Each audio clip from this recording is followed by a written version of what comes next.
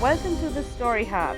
Today we are back with another story in the Halloween series. It's called The Halloween Ball at Hollow Manor by Usrian. It's about two sisters who end up spending their Halloween Eve with a bunch of ghost gouts and whatnot. So without further ado, let's dig in and enjoy the story. It was a crisp Halloween night, and sisters Lila and Mira were treating a little farther than usual. The streets glowed orange under jack-o'-lantern lights filled with laughter. With their bags half filled, they reached the end of the lane where the silent, forgotten Hollow Manor stood. "Are you sure we should go there?" Mira whispered, tugging her witch hat lower. Lila grinned, her vampire cape fluttering. "Come on, it's Halloween." The black iron gates of Hollow Manor creaked open with a slow, rusty groan, as if expecting them. The sisters hesitated before stepping onto the path. Faint candlelight flickered in the manor windows, and slow, haunting music drifted through the chilly air, inviting them closer.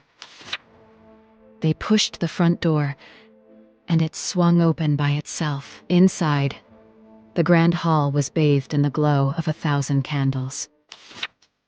Dusty portraits of old-fashioned figures lined the walls, their eyes seemingly following the girls. A long table was set with silver platters of candy, pumpkin pies, and sparkling cider. Lila blinked.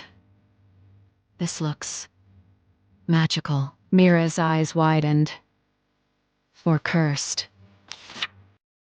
Suddenly, a deep voice echoed, "Welcome, guests, to the Halloween Ball of Hollow Manor." From the grand staircase descended a tall man with pale skin, fangs gleaming.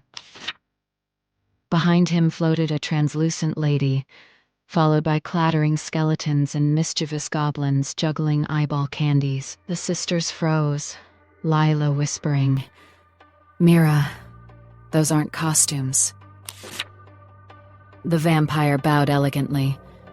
"Count Vesper at your service. It's been centuries since we've had living guests. You must stay for the ball." Mira shook her head furiously.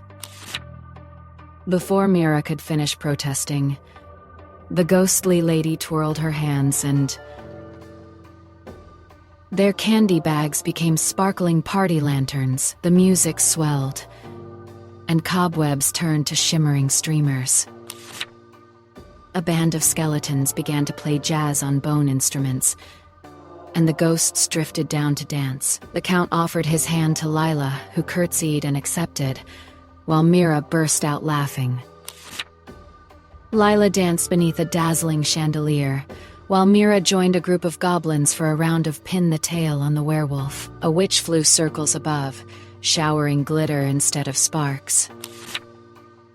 As the night deepened, the sisters forgot to be afraid. The monsters weren't frightening anymore. They were fun, mischievous, and oddly kind. The ghosts told jokes, and mummies shared ancient candy recipes. A tiny pumpkin-headed imp challenged Mira to a dance. Off. When midnight neared, a sudden chill swept the room, and the Count raised his goblet for a toast. "Let us feast and make a toast to the living who dared to join the dead." Everyone cheered, and the sisters laughed until their sides hurt. Then the Count leaned closer, sharing a secret. "Hollow Manor appears only once every 100 years on Halloween night. You were chosen because you believed, not in fear, but in fun." Before he could answer Lila's surprised question, the clock struck 12. A gust of wind swept through, candles flickered out, and everything dissolved into swirling mist. When the girls opened their eyes again, they stood outside the gates. The manor was dark, silent, and covered in ivy. Was that real? Mira rubbed her eyes. Lila looked into her treat bag and gasped as the candies had turned into tiny glass pumpkins, filled with glowing golden dust. On a small note tied to the handle, elegant handwriting read, "To our living guests, thank you for bringing laughter back to Hollow Manor. Until next century." The sisters smiled at each other, the night air still tingling with magic.